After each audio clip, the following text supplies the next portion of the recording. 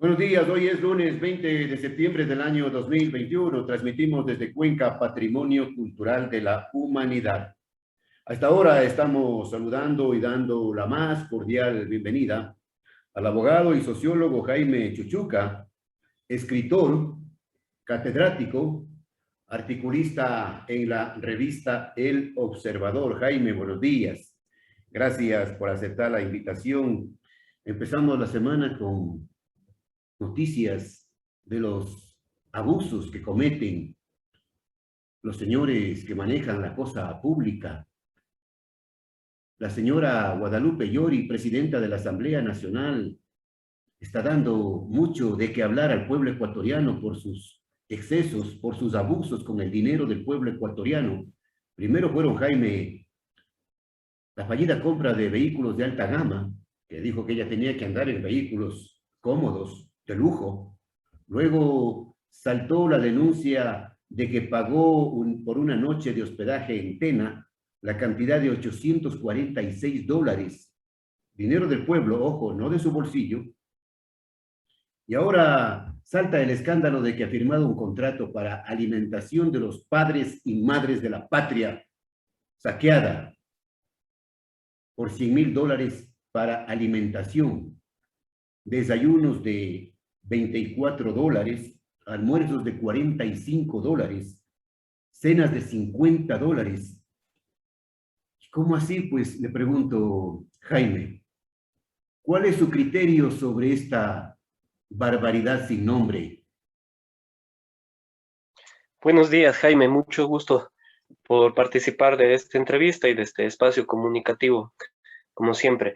Me parece que en el caso de los asambleístas se repite una muy mala costumbre que ha sido pagarse en realidad los lujos de los asambleístas y de la función legislativa con el dinero de las arcas públicas. Y en realidad hay que ir matizando un poco algunas de estas situaciones, ¿no? Habrán algunas que también son rimbombantes discusiones alrededor de los gastos, pero otras que son ciertas. Ahora estoy viendo una factura de Guadalupe Llori que había gastado $423 de un hotel de Galápagos cuando dice Villavicencio que él ha gastado en la misma noche por su estadía $45. Entonces, Eso en realidad vale, eso aclararon, ¿no? Que vale 400 y pico, hay... pero terminó pagando 846,20 centavos. En el primer caso sería 10 veces más, ¿no? Que un hotel común y corriente, y en el segundo caso que usted aclara serían 20 veces más que un hotel común y corriente en el cual estaría un asambleísta, ¿no? Más o menos como estar pagando en otro país, por ejemplo Estados Unidos, que los precios se multiplican por 10 o por 15 veces. Eso de ahí da también una muy mala imagen al Congreso, a la Asamblea Nacional. Y aquí quiero enfatizar algo. También existe una estrategia comunicativa para desprestigiar a la Asamblea, y ellos mismos se desprestigian así, ¿no? Esto como un objetivo también de bajar el nivel de crítica que existe frente al gobierno de Guillermo Lasso. Entonces, a través de esta crítica directa que se hace a la Asamblea Nacional con justa razón, el gobierno está aprovechando este tipo de crítica para también sacar su famoso discurso de una posible muerte cruzada o de la consulta popular que se ha venido pronunciando también la ministra de Gobierno Vela. Pero ¿quiénes están abonando para eso? ¿Quiénes están Ellos abonando? mismos, obviamente. ¿Quiénes están abonando al Claro, desprestigio, pero Jaime? ¿Quiénes están abonando al desprestigio con las denuncias que salen semanalmente del tema de los diezmos, del tema de exigiendo cargos, en fin?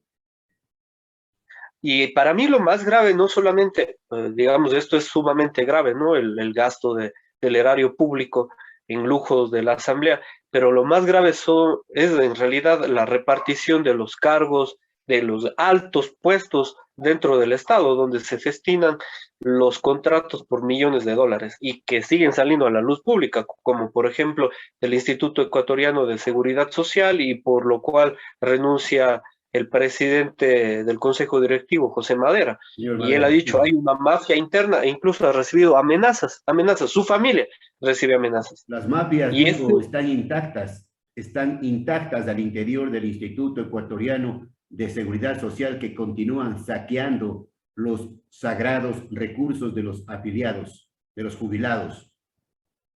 del, y del Estado en general, Jaime, siguen todavía intactas las mafias porque el burocratismo interno no ha cambiado en estos últimos 14 años, porque se critica mucho de que hay un cambio. Por ejemplo, Lenny Moreno decía que iba a cambiar dentro del Estado las principales figuras y lo que hizo es reciclar al correísmo.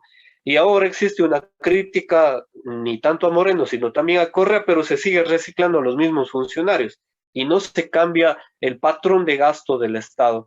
Y que además no es que sea un gasto elevado, pero es un gasto mal enfocado. Es un gasto muy mal enfocado, es para lujos, para problemas personales, para intereses particulares, para empresarios privados. Se defenestra en realidad el erario público con otros objetivos que no tienen nada que ver con la cosa pública. Se debería, según su análisis, su criterio, Jaime, se debería reducir el número de asambleístas que para criterio del pueblo poco favor le hacen al país, poco favor le hacen al país, más bien nos cuestan un ojo de la cara, tal como estamos hablando, ¿no? ¿Cómo así? Pues pagarles desayunos, almuerzos, cenas a los asambleístas. ¿De cuándo acá, pues? Y yo en realidad creo, Jaime, que se debería en primer lugar cumplir con las leyes actuales. Cumplir con las leyes actuales y en eso, en medio de eso, sancionar de modo ético el comportamiento de todo funcionario público, no solamente de los asambleístas, sino de todo funcionario público del más alto al del más bajo calibre dentro del Estado, porque por ahí empiezan los grandes gastos dentro del Estado y las corruptelas. Porque si nosotros miramos y comparamos, por ejemplo, esto que hablamos del IES, 532 millones de dólares filtrados por el señor Jorge Cherres, que no tiene ningún título de tercer nivel, señor Jorge Cherres, a empresas con raíces en Panamá y en Estados Unidos vinculadas con él mismo, 532 millones de dólares a su nombre, y en total es una pérdida de 800 millones de dólares del Instituto Ecuatoriano de Seguridad Social. Si comparamos eso con el contrato de 100 mil dólares de la Asamblea e incluso con el pago de los 6 mil dólares mensuales, pues no hay punto de comparación, ¿no? Entonces hay este tipo de contratación dentro del Estado que no tiene nada que ver ni con la ley, ni con la ética que actualmente tiene el Estado. Yo le digo, Jaime, incluso no se necesita mayor reforma normativa para impedir el excesivo gasto, la corrupción dentro del Estado. Lo que pasa es que hay una ruptura total de las normas actuales. Hay una ruptura total de los filtros, hay una ruptura total de la contratación pública dentro del mismo sistema del CERCOP, del Servicio de Contratación Pública. Es en realidad porque no se están evaluando. Por ejemplo, no se hacen licitaciones, se contrata a dedo, no se piden las tres proformas, no se elige la más barata, se elige la más cara, y en ese tipo de cosas en todo ámbito, en el comunicativo, en el turístico, en el asambleario, en el burocrático, en el financiero, en el petróleo, recursos naturales. ¿Sabe cuál es el argumento de la señora Yori frente al contrato de 100.000 dólares para alimentación de los padres y madres de la patria saqueada? Eso hacían antes también. Y ahora la situación es que ellos perciben un sueldo de 6.000 dólares aparte de comisiones y viáticos, porque ellos también reciben viáticos, y los viáticos a veces terminan siendo más altos que el mismo sueldo.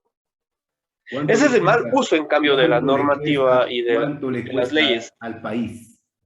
¿Cuánto le cuesta pero ahí no está pero ahí no está el centro de la evaporación de los recursos públicos, está en la contratación y el reparto.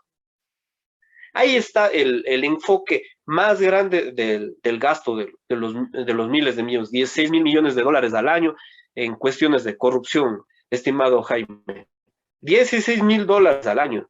16.000 millones de dólares al año se van por concepto de corrupción, y lo ha repetido esta misma cifra el presidente de la República, Guillermo Lasso. Entonces, en realidad, ellos son los que están dirigiendo este gasto, y lo están dirigiendo con gastos de lujo para mantener este tipo de conversaciones, este tipo de asambleas, reuniones en diferentes lados, y continúa el reparto, como lo había hecho la ministra de Gobierno anterior, María Paula Romo, que está descansando, me parece que en Estados Unidos. Lo cierto es que no para, ¿no? El tema del mal ejemplo, el tema de la corrupción sigue allí, ¿no? Diariamente, semanalmente, mensualmente, los medios de comunicación y la opinión pública, el pueblo lo que hace es, los medios de comunicación denunciar, como en este caso, y el pueblo simplemente indignarse, pero no puede hacer nada más. Y le pongo un ejemplo, Jaime, para tal vez terminar este tema. 4 millones de ecuatorianos viven al día con 2.82 dólares 82 centavos. 2 dólares 4 millones de ecuatorianos. Sí, con menos de 3 dólares al día. Una cena. Y ellos están pagando un desayuno por 45 dólares. Un desayuno, 24 dólares. Un desayuno, 24 dólares. 24 dólares. ¿Y el almuerzo? 45, y la cena 50 dólares. O sea, con un almuerzo el abuso y la falta de escrúpulos no tienen límites. Efectivamente, entonces nosotros vemos que en realidad tenemos aquí un país de primera y un país de última, ¿no? A la cual ni siquiera se le llegan los dineros completamente necesarios. Bueno, la Asamblea, ya para concluir entonces, Jaime, está haciendo todos los méritos necesarios, ¿no? Todos los méritos necesarios para ganarse el rechazo del pueblo ecuatoriano. De acuerdo, y totalmente, y es la crítica que debe venir de los medios de comunicación y del pueblo mismo ante la Asamblea, es en primer lugar que cumplan el mandato para el cual fueron elegidos, que cumplan con la normativa, la Constitución, el Código Orgánico de la Función Legislativa, que empiecen por ahí. Pero es que ellos están evadiendo toda norma, o sea, empezando por ahí, a ver, ¿cumplen todas las normas que están para la función legislativa o de otra? Porque también la otra situación es que uno escucha, ¿no? Casi siempre comparaciones, hay que eliminar la asamblea. Pues si eliminamos la asamblea, esto ya no es una república, sino que se convierte en una completa dictadura. Hay que bajar el número de los asambleístas. Bueno, bajamos el número de los asambleístas, pero si antes los 130 cobraban 6.000 dólares, ahora ¿qué querrán cobrar? 12.000, 24.000, ¿cuál va a ser el salario de ellos? Y también los poderes que tiene la asamblea, porque el poder que tiene la asamblea está en el debate no de los cargos que ellos dan internamente, porque en realidad son autoridades grandes, sino en el debate entre los cargos que da el mismo gobierno. Óigase bien esto, es que aquí está el tema del reparto, es gestionar, como dicen, los balances del poder entre la función legislativa y el ejecutivo. Y entre los dos dicen, a ver, tú votas dentro de la asamblea por esta ley, mientras nosotros te damos este puesto en tal gabinete. Por ahí viene el reparto.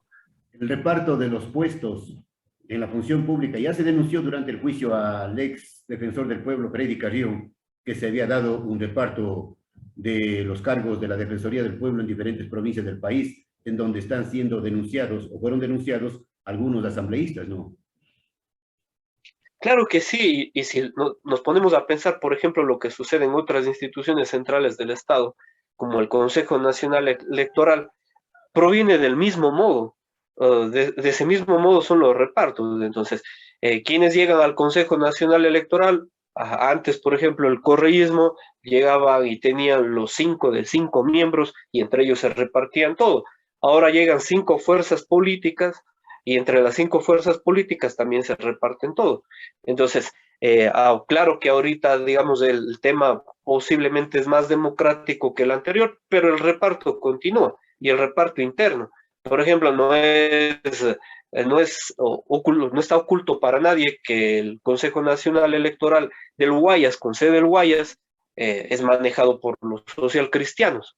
Y de ahí los problemas, por ejemplo, de la primera vuelta electoral y las denuncias de fraude del candidato presidencial Yacu Pérez, que no le dejaban entrar a esa sede y que parece que ahí provino los grandes anomalías de las elecciones del 7 de febrero. Bueno, hablando de ese tema de las que mandan al tacho de basura las leyes, las disposiciones, las normas, el Consejo de Participación Ciudadana acaba de nombrar a un interino en la Defensoría del Pueblo, un interino que, de acuerdo a la denuncia de los que votaron en contra, no tiene experiencia en derechos humanos, sino más bien en temas aduaneros. Dice, esto no consta en la ley no dice eso.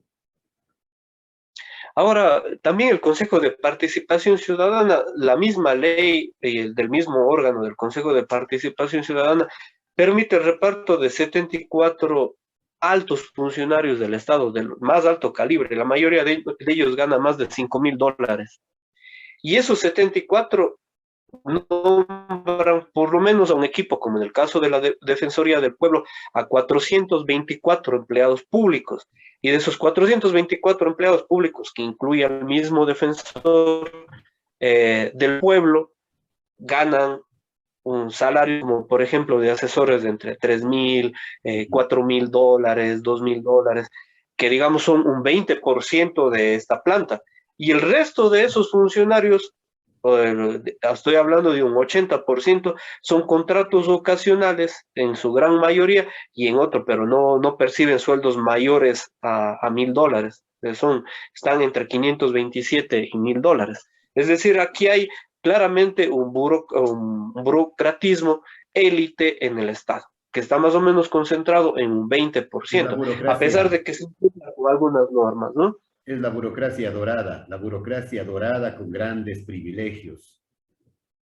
Y cuando uno se pone a investigar, Jaime, o sea, primero a veces, como usted dice, no cumplen con las normas. Por ejemplo, en el caso del defensor del pueblo, ser abogado, tener más de 3 años de experiencia, etcétera.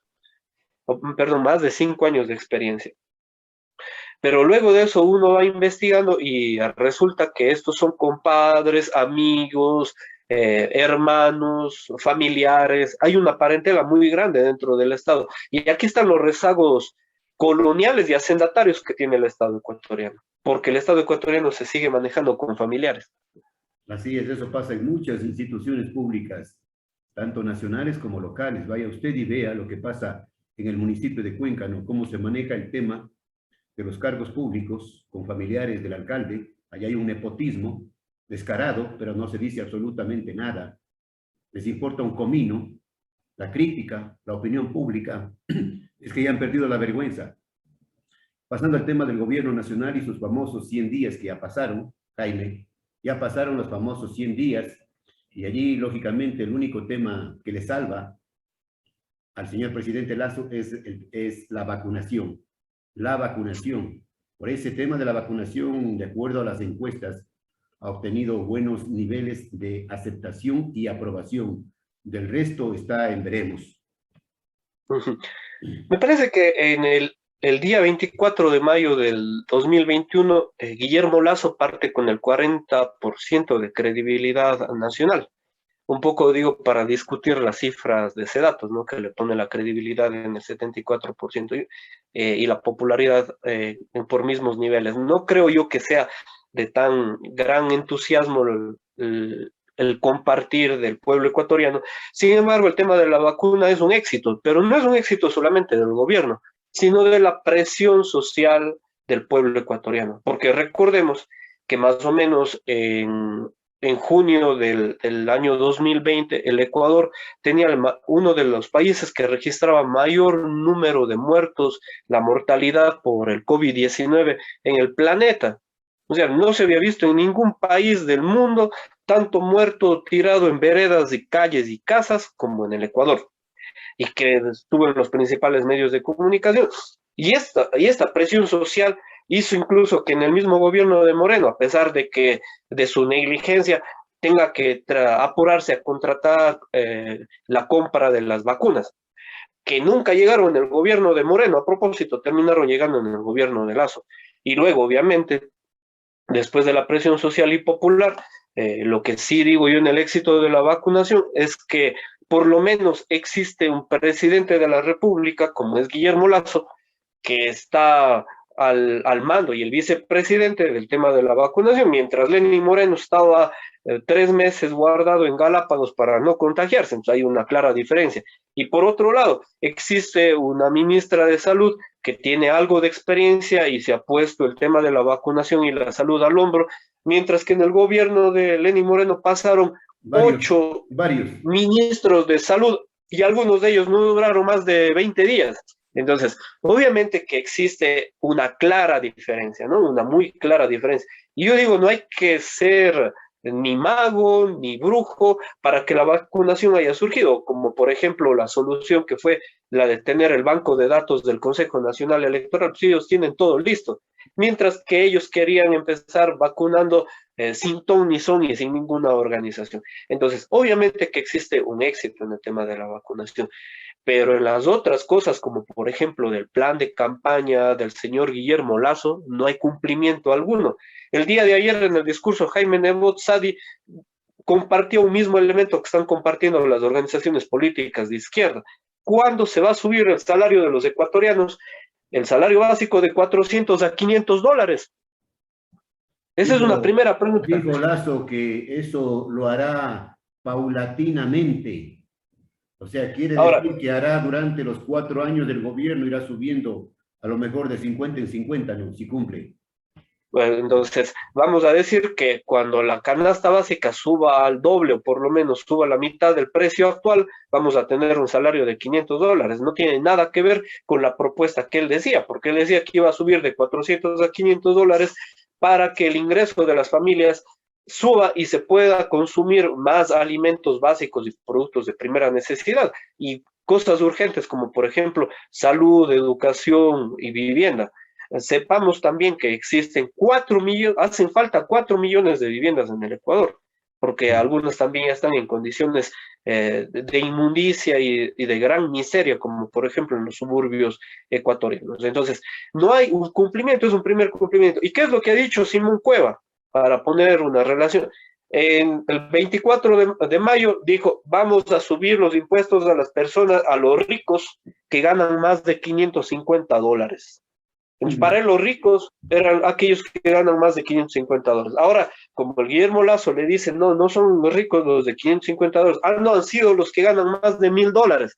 Pero cuando aquí existe un grupo, grupos económicos, 100 grupos económicos que le deben al Estado más de 3.000 millones de dólares por concepto de impuestos, al SRI y por otro tipo de impuestos. Entonces, no puede ser posible que ahora se quiera llamar que este grupo que gana más de 1.000 dólares en el Ecuador, que en realidad se acerca a la clase media, porque no podríamos decir que alguien que gana 1.000 dólares es clase media en el Ecuador, porque si es el único ingreso que existe una familia, obviamente que no va a van a vivir incluso apretados si son 6, 7 miembros de una familia, pero ellos quieren cobrar y duplicar los impuestos para este sector. Mientras la Lorenza, como dice el presidente Lazo, vive con $1 diario, ha dicho el presidente en intervenciones públicas, la Lorenza vive con $1 diario. Los burócratas dorados viven con sueldos de 5.000, 6.000, 7.000, 8.000. Vaya usted a saber cuánto gana un gerente de una empresa eléctrica, de una petrolera, de telecomunicaciones. Y ahora si nosotros, por ejemplo, comparamos eso, el ingreso de los ecuatorianos, del ecuatoriano común y corriente ha disminuido un 20% producto de la pandemia. Es decir, entre marzo del 2020 y lo que vamos ahora, septiembre del 2021, ha disminuido un 20% los ingresos de la familia ecuatoriana. Y si comparamos, obviamente, con el burócrata de 5.000, 6.000 dólares que gana mensualmente, pero hay otros que ni siquiera respetan este criterio del más alto salario presidencial, que sería el de 6.000 dólares, como por ejemplo el gerente de TC, que gana cerca de 23.000 dólares al mes y que se tituló de tercer nivel en comunicación, me parece que recién en el año 2016. Y él está ganando esta exquisita suma de casi 23.000 dólares al mes, un gerente de un canal que él dice que no es público, aunque es un canal público. Ni el presidente. Y este mismo señor dijo que TC no es un canal público, es privado, según él. Sí, que según él tiene un régimen distinto porque es un canal incautado, pero es un canal público, ahorita es un canal estatal.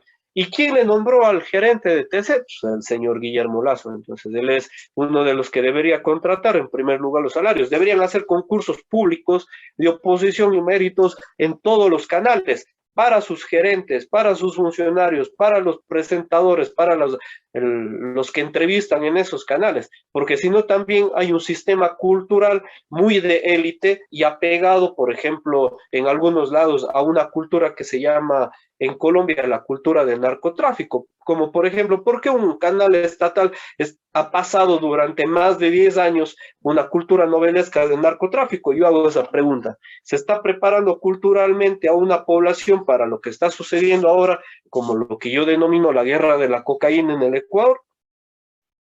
Porque estos son recursos ideológicos que se están manejando a través de los canales estatales. Bueno, ya se dio, Jaime, para concluir, ya se dio una crisis de gabinete donde salieron algunos funcionarios a los 3 meses. El que más llamó la atención, dicen las personas, los comentarios, es la salida de Mae Montaño del Ministerio de Inclusión, y en su reemplazo el presidente le puso al señor Esteban Bernal, que estaba en la gobernación de la SUAY y que ha ocupado otros cargos y ha estado en varias tiendas políticas, el mismo que está demandando al subdirector nacional del MPD, antes MPD, Sebastián Ceballos, le está demandando y pidiéndole $1.000.000 por su honor. Mañana es la audiencia. Ajá. Ahora, yo creo que en este despido, porque en realidad le pidió la renuncia a Guillermo Lazo a Mae Montaño, me parece que Guillermo Lazo se está deshaciendo de las pocas autoridades que provenían de un sector popular dentro de Creo, porque Mae Montaño fue de Creo, ahora tiene su propio movimiento político, ese movimiento político apoyó a Guillermo Lazo y ahora, porque dicen que ella está trabajando en su propio movimiento Promocionando su político, movimiento es el pretexto, su promocionando su figura, movimiento. le piden la renuncia. Pero yo creo que más allá, a veces la realidad no es la mera apariencia. En realidad es que Guillermo Lazo está consolidando su gabinete con el cuerpo más cercano de Creo, de la clase media burguesa para arriba. Y no quiere que ver nada con el sector que está mucho más próximo a los sectores populares, porque hay que decir además que Mae Montaño proviene de un sector sumamente excluido, como es el pueblo afroecuatoriano. Entonces, yo creo que por ahí también hay que analizar este tema. Además de que Esteban Bernal, digamos, ha sido ya un cuadro político, burocrático que ha pasado por varios partidos políticos, es, digamos, ya tiene experiencia, es un ducho en el tema Comodín, político. comodín. Sí, también, ¿no?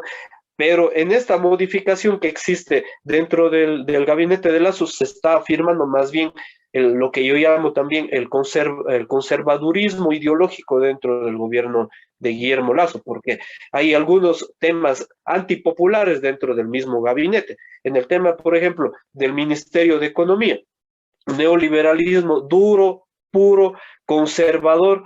En el ministerio, por ejemplo, los tratados de libre comercio, la Alianza del Pacífico, beneficiar solamente a los exportadores, pero no a los trabajadores que ayudan a la exportación. En el caso del Ministerio de Trabajo, Donoso con la nueva ley de reforma laboral que quiere que existan dos regímenes laborales, cuando eso es inconstitucional, y es la nueva ley de oportunidades laborales irá dirigida para más de 5 millones de personas, mientras el Código de Trabajo actual apenas rige para 2.2 millones de personas, y de aquí a 10 años, pues obviamente el 95% de la población trabajadora será contratado bajo la ley de oportunidades laborales y no bajo el Y Código de Trabajo. y las relaciones sociales, Jaime, con las organizaciones se van deteriorando, ¿no? Por ejemplo, con el tema de la CONAIE, allí hay un tira y jala, no sabemos en qué va a terminar. Ahora existe en realidad una pelea muy grande interna dentro de la CONAIE y también de la CONAIE frente al gobierno de Guillermo Lasso, porque una de las cosas que incluso la derecha reclama, porque ellos también son empresarios, es por qué no se congela el precio del combustible, que nosotros con subsidio de 11 centavos por galón sigue siendo más caro que el galón de gasolina que venden en Colombia, que no tiene subsidio. Pues algo pasa ahí, no están haciendo bien las cuentas dentro de la economía y del combustible, en este caso ecuatoriano, del diésel, de la gasolina extra, pero además que es de muy bajo octanaje. De Entonces, mala por ahí calidad, de mala calidad. hay una preocupación muy grande, obviamente, de las organizaciones sociales como la CONAIE. Y ahora también la movilización del 15 de septiembre fue, entre otras cosas, por el encarecimiento de la vida. Y aquí hay que anotar algo. Una de las poblaciones más golpeadas en el Ecuador es el sector rural, de donde están saliendo los miles de migrantes cada mes. La Secretaría del Migrante dice que han salido aproximadamente 120.000 migrantes, poniendo los problemas que ellos tienen incluso en el tema del cálculo. Parece que hay 500.000 de ecuatorianos hasta el mes de agosto del 2021 que han salido hacia el extranjero, principalmente Estados Unidos. Y sobre esto, la promoción de algunos medios de comunicación y del Estado es esa. ¿Cómo van a generar empleo? Propagandizando que existen vacantes en Estados Unidos. Pues esa no es una forma, en realidad, de promocionar y de armar al aparato productivo económico del Ecuador. En primer lugar, lo que hay que hacer es subirles el salario a los ecuatorianos, eso va a estimular la misma producción, porque ¿quién va a comprar las cosas que produce el mercado interno del Ecuador si no son los mismos ecuatorianos? Bien, gracias al abogado y sociólogo Jaime Chuchuca por esta entrevista, por sus opiniones. Los ciudadanos, Jaime, que nos siguen diariamente, que saquen sus propias conclusiones. Volveremos pronto con usted para seguir analizando los problemas políticos del país, políticos y sociales. Muchas gracias, Jaime. Muchas gracias por la invitación. Hasta pronto. Desde siempre y hasta siempre.